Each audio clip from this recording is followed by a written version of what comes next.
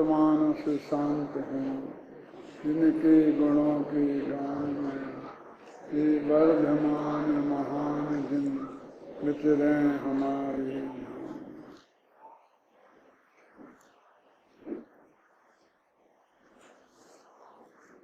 अपन ने 69 गाथा से आरंभ किया था 13 तारीख को, और अब 79 गाथा तक आ गए। 79 माने क्या कहेंगे, 79वीं गाथा आज चलेगी।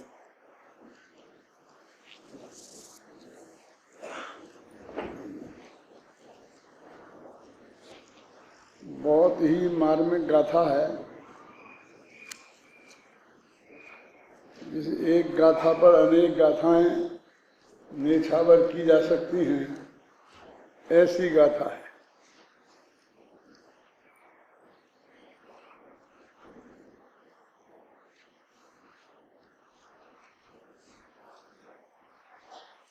अभी तक अपन ने जो ये बात सिद्ध की है कि सुख दुख, पुण्य पाप और शुभ अशुभ परिणाम ये एक ही हैं, डबल नहीं है।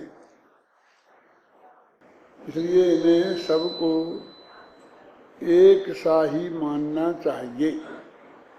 और इसकी पिछली गाथा में धन्यवाद पूर्वक उसका समापन टाइप कर दिया था। अब वो व्यक्ति मान लो तैयार हो गया कि अभी मैं इस बात को तैयार हूं।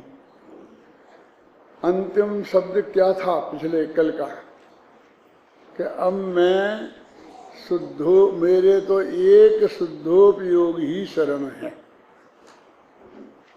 अब कितनी तरह से कहें, कैसे कहें, माने शुभ भाव को बिल्कुल भी वो स्वीकार करने को तैयार नहीं है।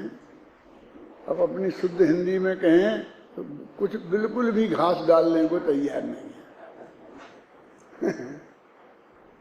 मेरा तो एक शुद्धोपयोग ही शरण है। देखो ये जो अपनी गाथा है ना, तो ये 136 पेज है ना, आपके हाथ में किताब है, ये किताब है बड़ी, उसमें संस्कृत की पंक्ति, इसमें संस्कृत नहीं है, इसलिए मैं आपको ये किताब बताता हूँ। ततो मया एक शरणम शुद्धोपयोगा, संस्कृत में पढ़ा है पंक्ति, समझी मिली? हाँ देखो,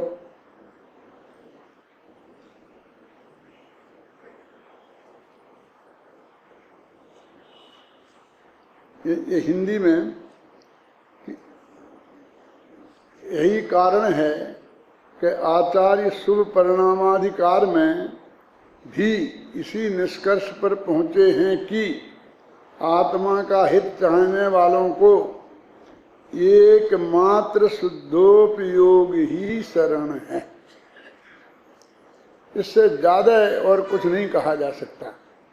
समझने वाले को इतने में ही समझना चाहिए कि पूरे शुभ परिणामाधिकार की चर्चा, शुद्धोपयोग की चर्चा में तो ये बात कहेंगे ही, लेकिन शुभ परिणामाधिकार की चर्चा कर रहे हैं और उसमें कहते हैं कि एकमात्र मुझे शुद्धोपयोग ही शरण है। वो ऐसा नहीं कहते, ऐसा तो होता ही नहीं है। 6वें 7वें गुणस्थान की भूमिका में झूलते रहते हैं, तो 2 गुना शुभोपयोग होता है और 1 गुना शुद्धोपयोग होता है। भावलिंगी सच्चे से सच्चे संत हो तो भी, और तुम उसको बिल्कुल उड़ा रहे। बाकी तो जिनका भगवान ही मालिक है, लेकिन जो सच्चे बिल्कुल मुनिराज हैं 6वें 7वें गुणस्थान में झूलने वाले, उनके भी 24 घंटे में यदि हम गिने अनुपात तो 8 घंटे शुद्धोपयोग और 16 घंटे शुभोपयोग होगा। तो 8 घंटे तो बहुत होते हैं। अंतर्मुहूर्त में तो केवल ज्ञान हो जाता है, पर केवल ज्ञान क्यों नहीं हुआ? कि वो टूट टूट के होता है, लगातार के अंतर्मुहूर्त तक नहीं होता है। फिर शुभ में आए, फिर गए, फिर शुभ में आए, फिर ऐसे बार बार शुभ में आते हैं। जो ऐसा सहयोगी है शुद्धोपयोग का, तो उसको बिल्कुल भी नहीं देना चाहते हैं, 1% भी नहीं। 50% मानो, ऐसा करो ऐसा करो, कायदे से तो 67% मिलना चाहिए शुभ भाव को, है? और 33% नंबर से शुद्धोपयोग पास होगा, है? 2/3 और 1/3 का मामला है ना। लेकिन मेरा तो एकमात्र शुद्धोपयोग शरण है। ये बात मैं ये कह रहा हूं कि इतना अधिक काल तक शुद्धोपयोग में रहेंगे, लेकिन हमारे श्रद्धा में चित्त को 1 सेकंड भी वहां रहना स्वीकार नहीं है। बात उसकी है। हमें अभी संसार में हो सकता है सागरों पर्यंत रहना पड़ेगा, घबराना नहीं। कहीं सर्वा सिद्धि में चले गए, अभी कोई कल कह रहा था कि नहीं पंचम काल में 12वें स्वर्ग तक जाते हैं, यहाँ से भी स्वर्ग नंबर बढ़ते जा रहे हैं। क्यों भाई प्रसिद्ध हैं? 16वें तक पहुंच गए। 16वें तक तो चौथे काल के ही मनुष्य जाते, उससे ऊपर तो जाते नहीं है ग्रस्त श्रावक। मेरा मतलब ये है कि इस तरह यदि स्थितियां हैं तो हम उनमें वो ये कहते हैं कि हमको यदि चले गए 16वें स्वर्ग में तो 22 सागर तक रहना। 22 सागर कितने होते हैं? आप उसकी कल्पना नहीं है आपको सागरों की। इतना भी हमें संसार में रहना पड़े तो भी हमारे चित्त को एक समय रहना स्वीकार नहीं होना चाहिए, तो सम्यक दर्शन होगा। अब ये पता लगता है लोगों को, कैसे कैसी बात है, बैलेंस बनाना चाहिए, नयों का ये बनाना चाहिए, ये बनाना चाहिए, ये बनाना चाहिए, ये बिल्कुल ये ही शुद्धोपयोग ही लगा रहे हो, ये एकांत नहीं हो गया, नहीं हुआ, घबराना नहीं। क्यों कि साथ में ये लगा ना परम शुद्ध निश्चय नए से, पीछे नए लगा हो तो 100 ही लगाओ तो भी एकांत नहीं होता है। सुना आप जानते, नयों का जानते हैं नए क्या होते हैं, नए कैसे होते हैं? पीछे नहीं लगाओ तो विनय वैसे एकांत हो जाएगा, विनय ही लगाए। तो पीछे नए लगा है, पीछे अपेक्षा लगी है, तो 1000 में लगाओ तब भी वो एकांत नहीं होता है। वो एक ही न है जो मुक्ति के मार्ग का अपने त्रिकाली जो भगवान आत्मा का सीधा स्वरूप बताता है, उसके बिना सम्यक दर्शन की प्राप्ति नहीं होती। उस आत्मा को जाने बिना उसी नए से तो जानोगे, तो हमें वो नए लगाना, तुम्हें नहीं लगाना पड़ेगा, तुम तो उस आत्मा को जानना, और ये पंडित लोग नए लगा लेंगे। वो तो नए तो प्रतिपादन में होता है। क्या तो नए तो प्रतिपादन में, तुझे तो अभी प्रतिपादन थोड़ी करना है, तुझे उसमें जाना है। देखो इसमें क्लियर लिखा है, मैंने अभी पढ़ के आपको सुनाया ना,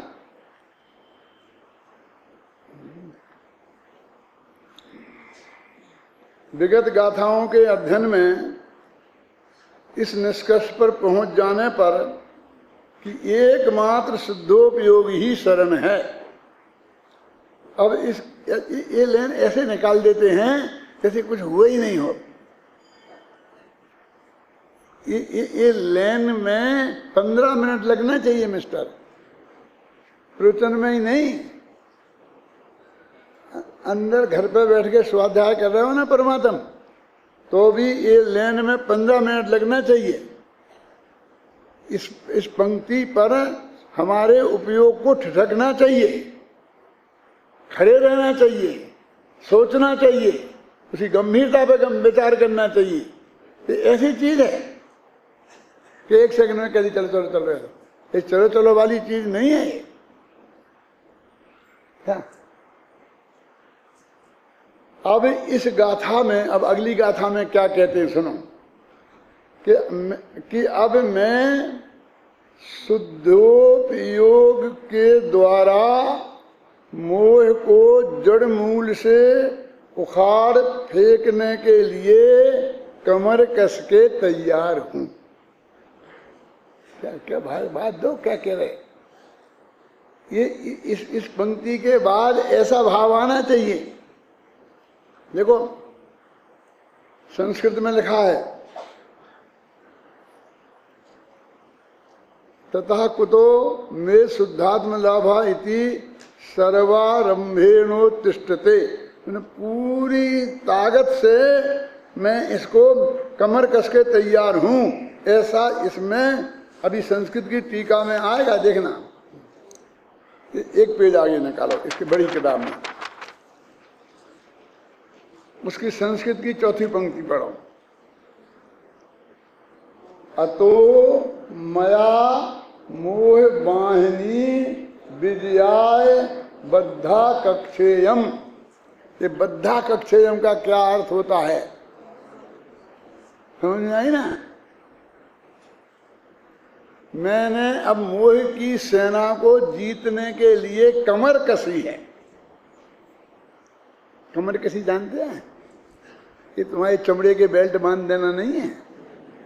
जो पुराने जमाने में युद्ध में जाया करते थे, वो फेंटा लगाते थे जरा भी हो, पर कमर कसी तैयार होते थे ना। बद्धा कक्षेयम, मैंने कमर कसी है। आचार्य कह रहे हैं कि मोह की सेना को जीतने के लिए अब मैंने कमर कसी है। माने ये नाटक है ना, तो नाटक में वैसे तो ये नाटक समयसार कौन से रस का नाटक है? पूछ लूं तुम लोगों से, क्यों शांति जी, पूछूं क्या नहीं पूछूं? वैसे तो ये शांत रस का नाटक है, लेकिन यहाँ वीर रस का उद्भव हो रहा है। क्या कि मैंने मोह की सेना को जीतने के लिए कमर कसी है। ये अब ये कमर कसने की गाथा है। अपना शिविर भी पूरे उस पर आ गया ना। आज 4 दिन हो गए, 5वां दिन है ना, तो क्लाइमेक्स पे आ गया है। ये गाथा भी आई है तभी। पढ़ो भाई, गाथा पढ़ो।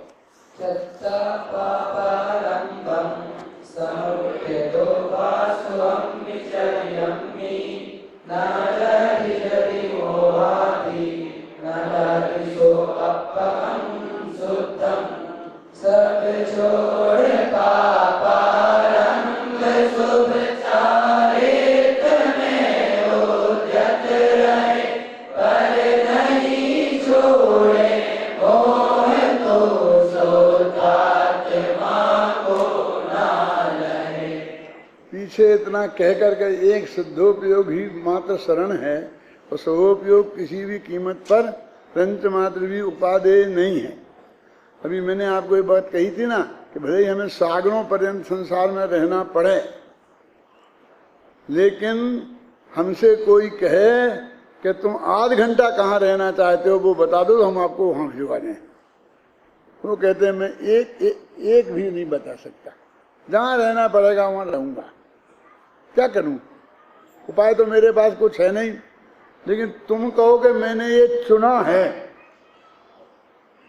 तो मैं इसको चुनने को तैयार नहीं हूं। क्यों नहीं हूं?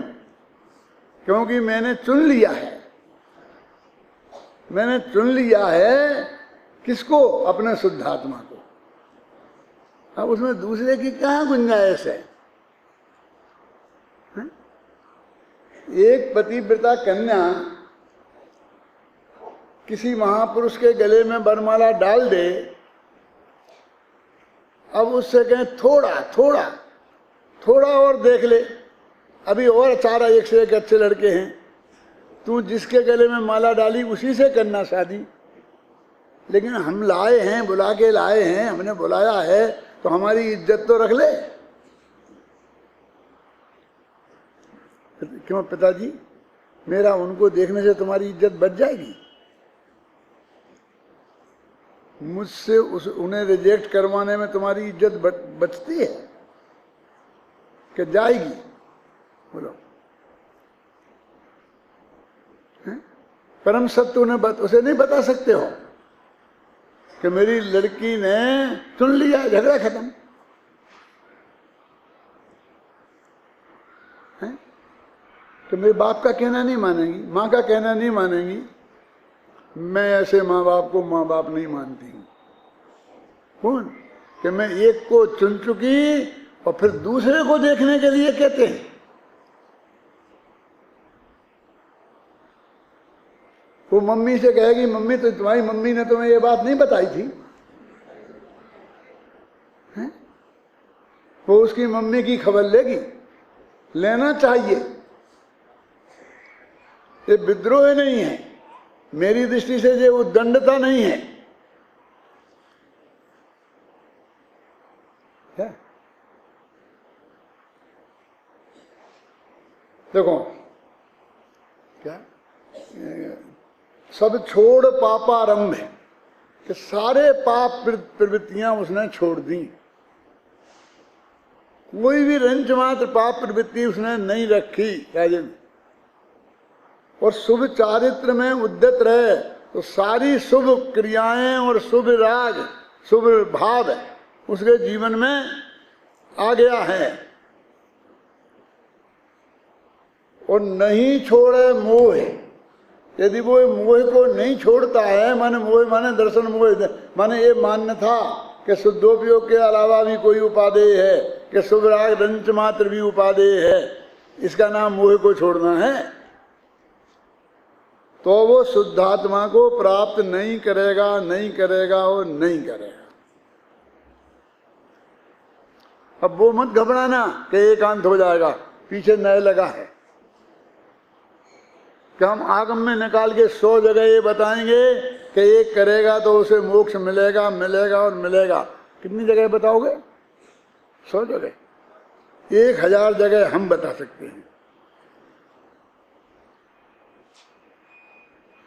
फिर भी हमें जानकर कह रहे हैं कि यदि उसके रंच मात्र भी उपादेय बुद्धि रहेगी शुभ भाव में, तो वो शुद्धात्मा को प्राप्त नहीं करेगा, नहीं करेगा और नहीं करेगा। 4 अनुयोग हैं, इतने नए हैं। कितने नए हैं? यावत वचन विकल्प तावन नया, जितने वचन के विकल्प हैं उतने नए हैं। कितने होंगे वचन के विकल्प? संख्यात, असंख्यात नहीं हो सकते। ये वचन के विकल्प असंख्यात नहीं हो सकते, लेकिन नए संख्यात नहीं हैं, नए तो असंख्यात हैं, अनंत हैं। फिर क्या होगा? फिर कहाँ है कि जितने एक द्रव्य में गुण हैं, एक एक गुण को ग्रहण करने वाला एक एक नय है। अस्थि नय, अस्तित्व गुण को ग्रहण करने वाला है ना। ये 47 नय कैसे हैं? एक एक गुण को ग्रहण करने वाले नय हैं। तो अनंत है ना भाई साहब। तो तुम तो कह रहे 100 जगह बता दें, हम तो कहते अनंत जगह बता दें, क्योंकि वो अपेक्षाएं भी इसी जनवाणी में हैं। दिक्कत तो यही है भाई साहब कि वो झंडा ले लेके खड़े हो जाते हैं, सारी समाज को बताते हैं कि देखो ये लिखा, ये लिखा, ये लिखा, ये लिखा। अभी मैं कहना नहीं चाहता हूँ, लेकिन सुबह 5 बजे उठ के जाना यूनिवर्सिटी में घूमने जाना, तो वहाँ सफाई कर्मचारी वो सफाई कर रहा होगा। अब वो आता ना, ये कौन सा दिन आता है, वो कहता है कि तुम हमें दान दो तो तुम्हारा मोक्ष थई जैसे। क्या? तो उसे सफाई कर्मचारी को 2 रोटियां देने से भी मोक्ष होता है, ऐसा भी उपदेशक मिलेंगे जगत में। ऐसे भी मिल जाएंगे कथन। उन कथनों का हम क्या करें? अचार डालें? गुरुदेव इस बात को इसी तरह जवाब देते थे कि साहब इतनी जगह लिखा है, 100 जगह लिखा है, खबर छे, खबर छे। कि घूमरसार में भी लिखा है कि बधी खबर छे, बधी खबर छे। माने हम जो ये बात कह रहे हैं वो सब बात हमें मालूम है, उसके बाद कह रहे सोच समझ के, बिना सोच समझ के नहीं कह रहे। अच्छा चलो लिखा होगा, अब यहाँ तो ये लिखा है ना, अब तो हम तो ये गाथा पढ़ रहे हैं ना, तो हमें इस गाथा का अर्थ करने दो ना। तो तुम्हारे लिए हमने ये गाथा नहीं चुनी है, हमने तो 6 साल भर पहले ये प्रवचन सार शुरू किया था पहली गाथा से, और वहां से करते करते ये गाथा आई है नरेश जी। हमने एक गाथा भी आगे पीछे नहीं की है। ये गाथा पहले मेरठ में आने वाली थी, फिर मेरठ वालों ने कहा कठिन है कठिन है, तो नवोकार मंत्र पर मैंने 8-10 व्याख्यान किए। नवोकार मंत्र अकेले पे, ये तो सरल है, ये तो सबको मान्य है। फिर एक गाथा दिल्ली में आने वाली थी, तो वहां प्रवचन सार का नक्की किया था प्रवचन करने का।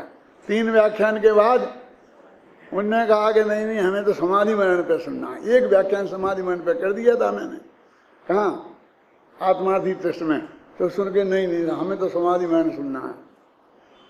तो समाधि मरण पे 7 व्याख्यान हुए तो ऐसे ही, तो 1 होगा, फिर 1 से 2 हो गए, 3 हो गए, 4 हो गए, 5 हो गए, पूरे। और ये गाथा रह गई, क्योंकि ये गाथा तो इस शिविर में पढ़ी जानी थी, आप लोगों का महाभाग्य था। 79-80वीं जो गाथा है वो महाभाग्य की बात है। बहुत बहुत दर्शन मोह माने मिथ्यात्व के नाश करने के उपाय की विधि है। ये असली असली असली काम करने की गाथा है। और अमृतचंद्राचार्य को इसकी टीका लिखने में भी मन लगा, दिल से टीका लिखी उनने। पढ़ते हैं टीका।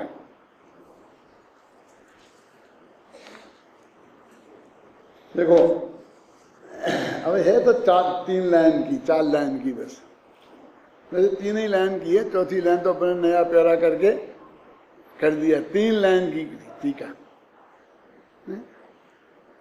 30 लाइन की टीकाएं भी हैं, लेकिन वो इन 3 लाइनों की बराबरी नहीं कर सकती हैं। क्या कहा देखो लिखे, जो जीव अथवा जो मुनिराज समस्त सावध्य योग के प्रत्याख्यान स्वरूप परम सामायिक नामक चारित्र की प्रतिज्ञा करके भी, क्या अर्थ है देखो। सावध्य योग जानते हो किसे बोलते हैं? सावध्य योग किसे कहते हैं जानते हो? सावध्य का त्याग, सावध्य का त्याग किया हमने। तो सावध्य के त्याग में क्या करना पड़ता है? अध्यात्म नहीं बोलना, चलेगा, गलत नहीं बोलना। एक तो त्याग होता, मैंने आलू छोड़े, मैंने मूली छोड़ी, मैंने परस्त्री सेवन छोड़ा, मैंने चोरी छोड़ी। और ऐसा नहीं, अपनी भूमिका के योग्य जो जो छोड़े जाते हैं मैंने वो सब छोड़े, उसका नाम है सावध्य योग। एक एक चीज गिन गिन के कहां तक छोड़ोगे? अनंत वनस्पतियां हैं, 10 लाख वनस्पति के कुल हैं, और तुमने एक आलू छोड़े और कह रहे अब क्या क्या करोगे, कैसे काम चलेगा? तो क्या करें कि जमीकंद छोड़ो ना, जिसमें हजारों लाखों चीजें एक साथ आ जाएं, सामूहिक रूप से। तो यदि मैं पंचम गुणस्थान में हूं तो पंचम गुणस्थान के योग्य जितने भी पाप हैं वो पापों का छोड़ना जिसमें जरूरी है, उसमें भी जितने होंगे कि सब छोड़ना पड़ेंगे। क्यों? जितने ही, घबराना नहीं। उन सब का मेरा त्याग है, उसको बोलते सावध्य योग परित्याग। समझना? सावध्य योग परित्याग का मतलब समझे ना? ये गिन गिन के नहीं, ये जो मैं तुम्हें कहा था ये महिलाओं के व्रत कुछ दम नहीं है यहाँ। एक एक चीज के व्रत नहीं होते हैं। तुम्हारी कौन सी प्रतिमा है, कौन सी भूमिका है, और उस भूमिका में क्या क्या चीज खाने योग्य नहीं है, वो सब एक साथ छोड़ना पड़ती है, उसका नाम है। जब आपको दीक्षा लेते हो तो एक एक चीज गिन गिन के छोड़ते हो। अरे रखना हो तो गिन के रख लो कि एक लंगोटी रखेंगे, एक चदरा रखेंगे, अलग बनना है, छुल्लक बनना है, तो बाकी सब छोड़ा। सूट पैंट छोड़ा, फिर धोती छोड़ी, कुर्ता छोड़ा, पजामा छोड़ा, है? चड्डी छोड़ी, बनियान छोड़ी। कितने कितने कितने त्यागी बनोगे, है? कितनी चीजों के त्यागी बनोगे, समझ गए ना? ना सामूहिक असली धर्म तो वही है, चारित्र भी वही है, वृत्ति भी वही है। अपने दो ही वृत्त तो है ना, एक अणुवृत्त और एक बड़े वृत्त, एक बड़े भैया एक छोटे भैया। अणु माने छोटे और बड़े माने महा, क्यों? एक महावृत्त एक अणुवृत्त, तीसरा वृत्त कौन है बोलो?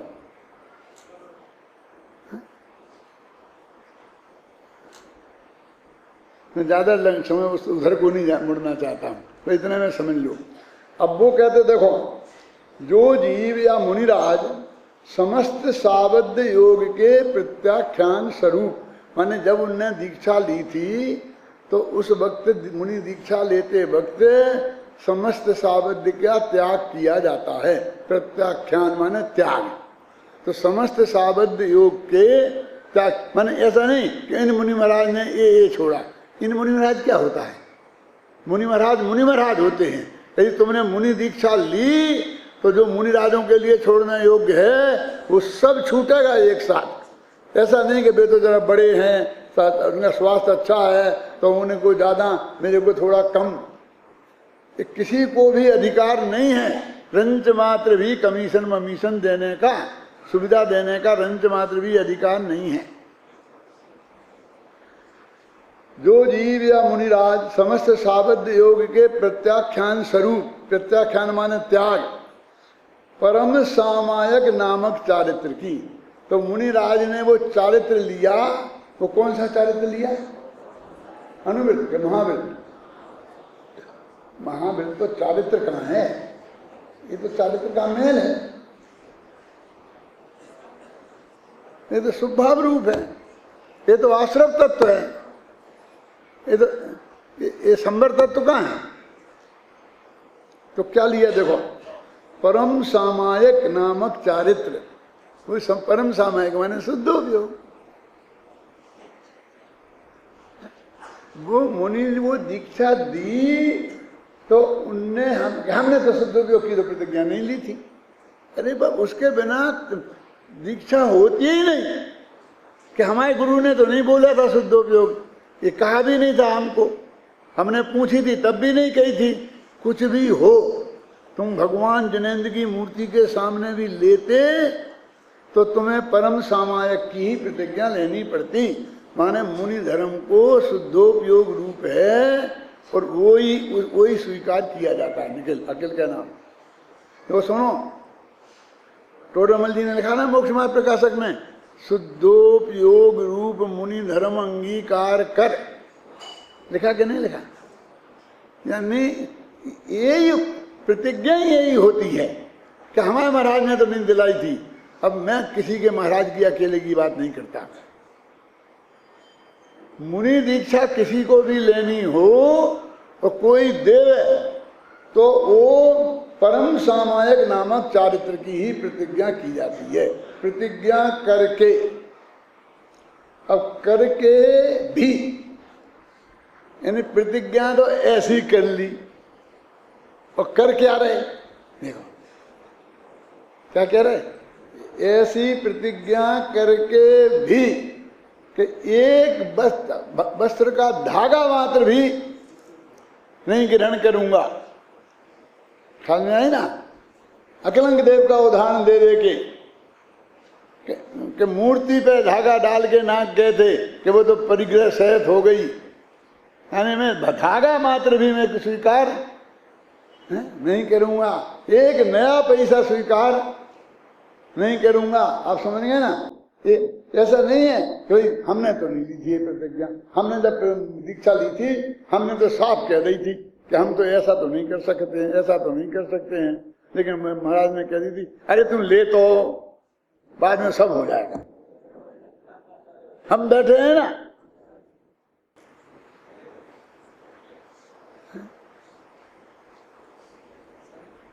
क्यों? इसका अर्थ है कैसेट बन रहा है, टीवी पे जाएगा, सारी दुनिया देखेगी। ये किसी को छिपा करके ये बात नहीं कही जा रही है ना। इसका कोई अलग अर्थ हो जो मैं बता रहा हूं तो वो मुझे बताए, तो फिर तुम क्या करोगे? तुम बताओ क्या करें?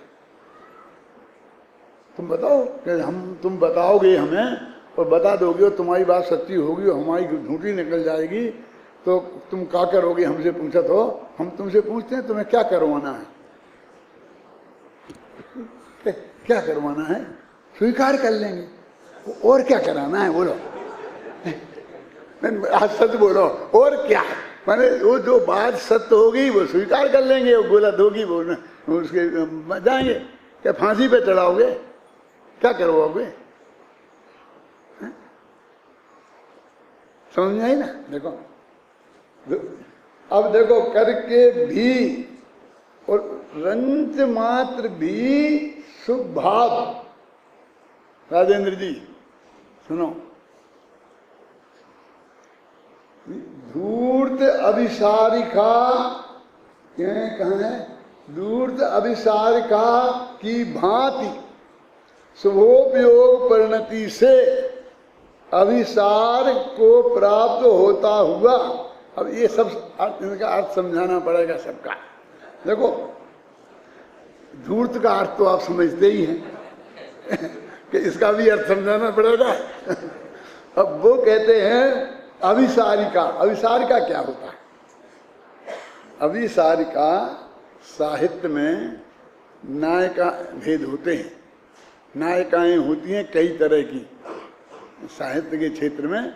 अभी जो ने साहित्य का अध्ययन किया होगा वे थोड़ा थोड़ा जानते होंगे, लेकिन 99% लोग नहीं जानते होंगे।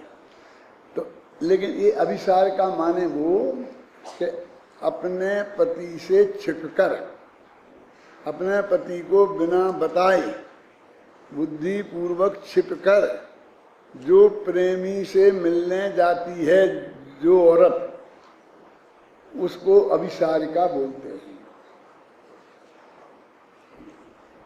समझे ना? यदि अमावस की रात हो तो काली साड़ी पहन के जाती है,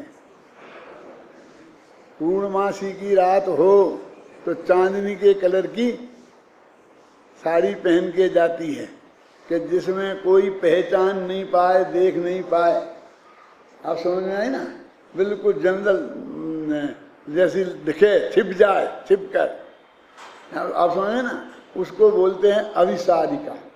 तो आप समझ लो वो क्या कैसी होगी, वो कैसी महिला होगी, और वो भी फिर धूर्त हो तो क्या कहना। माने उतने में आचार्य को संतोष नहीं हुआ कि किससे उपमा दे रहे हैं। वो उच्च से उच्च शुभोपयोग से उसको धूर्त अभिसारिका कह रहे हैं। बोलो, इसका अर्थ बताऊं कि नहीं बताऊं मैं आपको? बोलो हैं? कि शुभोपयोग परिणति, परिणति है ना, तो जो स्त्रीलिंग हो गई ना, इसलिए अभिसार का। धूर्त अभिसार का की भांति, इस कोष्टक में लिखा है ना, नायिका संकेत के अनुसार अपने प्रेमी से मिलने जाने वाली स्त्री, उसको अभिसारिका बोलते हैं। अभिसारिका नायिका। ये जितने बड़े बड़े कवि हैं ना, कालिदास वगैरह, इनके बड़े बड़े नाटक हैं, तो उनमें जो नायक नायिका होते हैं तो उसमें नायिका भेद होता है कि तुम्हारी ये नायिका है फला नाटक की, तो वो कौन सी है? अभिसारिका है, फलानी है, 2500 नाम होते हैं। मुझे भी ज़्यादा नहीं आते, पढ़े सब थे, लेकिन वो पढ़े भी 50-60 वर्ष हो गए। अभी कब तक याद रहेंगे? और क्या करना है उसको याद रख के हैं? ये तो अमृतचंद्र ने रखा इसलिए याद रहे। देखो, शुभ की भांति शुभोपयोग परिणति। देखो, ये शुभोपयोग परिणति को धूर्त अभिसारिका की उपमा दी है आचार्य ने।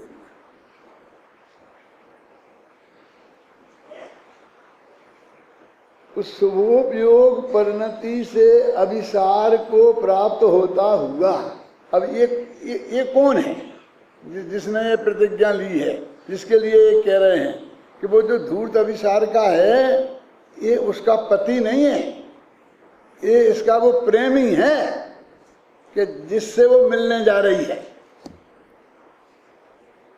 बनारसी दास भी कवि थे, उनने भी ऐसी अभिसारिकाओं की जिक्र किया है, भले ही नाटक के रूप में नहीं किया हो, लेकिन ऐसे छंद मिलेंगे बनारसी दास के नाटक समय सार में। बताता हूँ,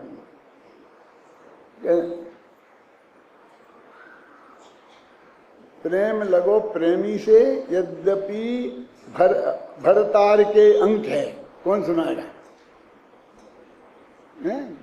उसमें एक छंद आता है दादा कि वो पति की गोद में बैठी है, यद्यपि भरता के अंक है, भरतार के अंक है, भरतार की गोद में है, तो भी उसका मन जैसे अपने प्रेमी से लग रहा है।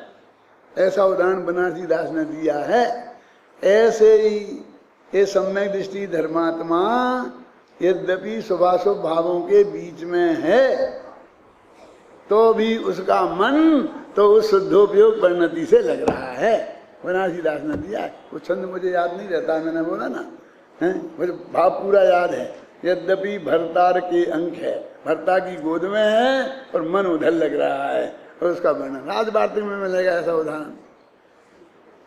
सुनो, अभी देखो, ऐसे अच्छी तरह देखना तुम, और जितने समय साल मिले ना 10-20, उन सब में देखना। और तुमको देखने का विकल्प 2-4 तो मैं ही दे दूंगा, अपने पास रखता हूँ मैं, सब रखे हैं मेरे पास, है ना, कि कुछ दूसरा अर्थ हो तो शुभोपयोग परिणति से अभिसार को प्राप्त होता हुआ। वो जिसने दीक्षा ली है, जिसने सर्वसावध्य का त्याग किया है, जिसने शुद्धोपयोग धारण करने की प्रतिज्ञा ली है, अर्थात शुभोपयोग परिणति के प्रेम में फंसता हुआ। कौन? वो जिसने ये प्रतिज्ञा की है। यदि मोह की सेना को के बस बर्तन पने को दूर नहीं कर डालता, ये मोह के बस बर्तन पने ये कर रहा है ना, शुभ राग, राग तो वही है ना, मोह ही है ना, राग तो मोह है ना, बर्तन पने नहीं कर डालता, तो ऐसा जो वो साधु है जिसके महादुख संकट निकट है। ये अनुप्रास देखो, संकट निकट,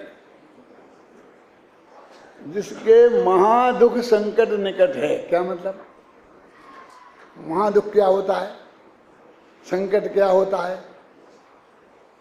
निकट नहीं जानते। महादुख कहाँ है? निगूढ़ में। महादुख संकट यानी वो निगूढ़ में जाएगा। अब घबराना नहीं, पूरी बात सुनना कि कैसे वो शुभोपयोग परिणति, शुभोपयोग वाला तो स्वर्ग में जाता है। यदि वो निगोद में जाएगा तो हमारे तो भगवान ही मालिक है, तो हम क्या करें, तो हम कहाँ जाएंगे? हम तो शुभोपयोग वाले हैं, क्यों? और हमें शुभोपयोग भी बहुत कम होता है, अशुभोपयोग होता है। बोलो, देखो कि नहीं, वो यहां से मर के तो स्वर्ग ही में जाएगा, घबराना नहीं। फिर वहां से देव एक इंद्रिय हुआ, तो वो देव गति से जा करके माने उतना पुण्य का फल भोग कर और फिर वहां से निगुत चला जाएगा। महादुख संकट का अर्थ है।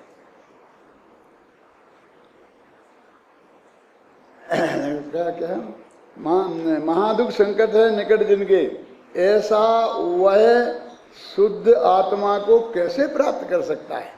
अब वो आदमी जिसको शुभोपयोग में जरा भी गुंजाइश है, ख्याल में आई ना कि नहीं मैं अपने घर नहीं बुलाता हूँ किसी को, बात नहीं, वो सड़क पे खड़े होके बात कर लेता हूँ, क्यों? मैं ही चला जाता हूँ, वही कर लेता हूँ, होटल में कर लेता हूँ, नहीं करता। अरे क्या मूर्खता की बात कर रहा है। ये कहते हैं रंत मात्र भी ये गाथा के लिए आचार्य की मनसा है कि नहीं, वो मनसा मैं स्पष्ट करूं कि नहीं, और वो कहाँ विरुद्ध है आगम की। क्योंकि और जो आगम हैं, श्रवणान योग का आगम है जो ये कहता है कि अंतर्गत परिणति ऐसी हो तो बाहर का आचरण ऐसा होता है, उस आचरण का वर्णन करेगा। तो वो तो देह की क्रिया को भी धर्म कहेगा, वो तो खाना नहीं खाने को भी उपवास कहेगा। लेकिन खाना पुद्गल शरीर तो बिल्कुल अलग है, आत्मा में और देह में अत्यंता भाव की वज्र की दीवार है। ये तत्व ज्ञान की बात आएगी और वो बात आएगी तो दोनों में से कौन सत्य होगी, कि सत्य का क्या, दोनों नयों से दोनों सत्य हैं। वो उस नय की बात है, इस नय की बात है। लेकिन मोक्ष किस नय से होता है? शुद्धाश्रय, क्यों तम शुद्ध नयम बेयानी ही, कि जो शुद्ध आत्मा का शुद्ध नय का आश्रय करता है उसको कर्म का बंधन करते हैं। उसके तो कर्म के बंधन बंधने के मार्ग हैं। उसमें साथ में ये लिखा ना कि ऐसा ऐसा स्वभाव करे वो धर्म है, धर्म है, धर्म है। साथ में ये भी तो लिखा है स्वर्ग में जाएगा, वो स्वर्ग चतुर्गति है, वो चारों गतियों में दुख ही दुख है। ये काय को भूल जाता है, तो वो सुख पाएगा जहाँ, कहाँ लिखा? और जब दुख ही पाएगा तो फिर वो काय का धर्म है कि जिससे दुख मिले।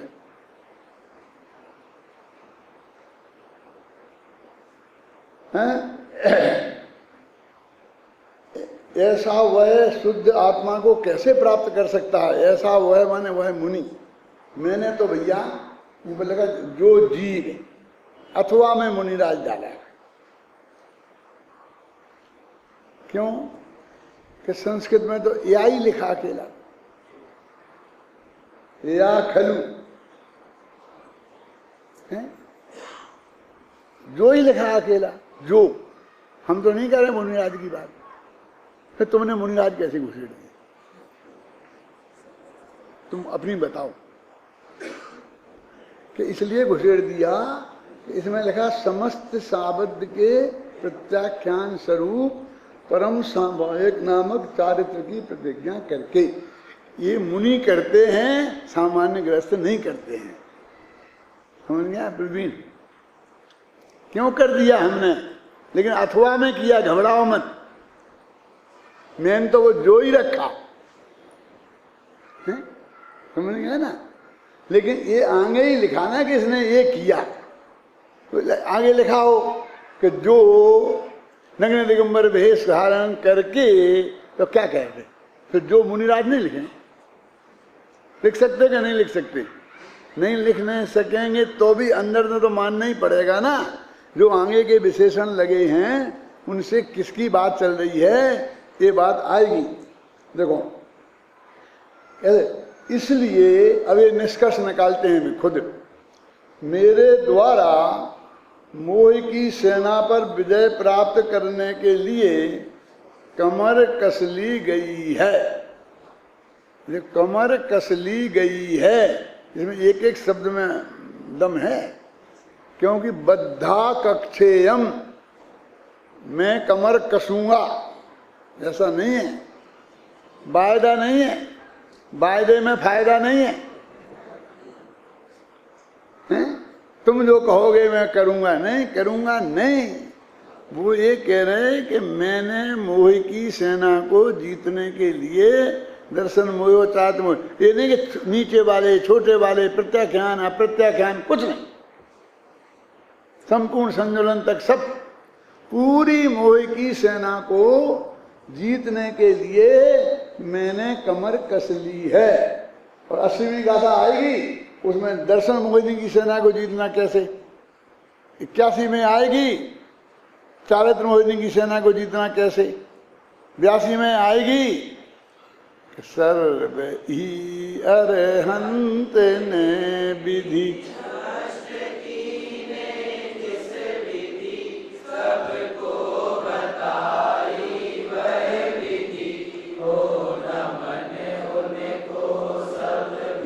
यही विधि बताई है सबको। वो यही विधि से उन्होंने कर्म के जीते हैं, जो विधि में बता रहा हूं यहाँ। अब बोलो तुम्हारे 2 नंबर का माल नहीं है क्यों? ये ऐसा ही छंद जो 82वां छंद है ना, ये कि पूजा की जयमाला में मैंने डाला है किसे याद है? कोई बता सकता हो तो बता, बोल बोल, खड़े हो गए। स्पीकर दे दो भैया से, हुए तो ले ले, चलो बोल जरा ढंग से, पूजा की जयमाला में। हाँ,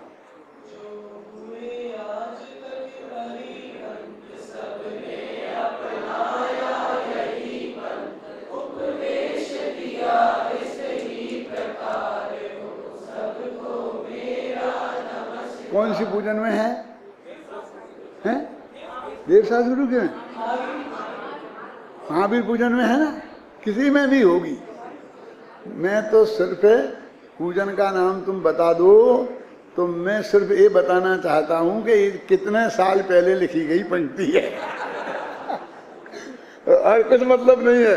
मैंने ये बात 2500 साल पुरानी लिखी गई है, मैं तब से मेरे ख्याल में ये बात थी। सुने ना, 80वीं गाथा पे तो बहुत रीझते हैं अवय जी, 82वीं गाथा को कोई याद नहीं करता है। मैंने इस पूजा की जयमाल में 82वीं गाथा का भाव डाला। जो हुए आज तक अरिहंत, उपदेश दिया इस ही प्रकार, हो सबको मेरा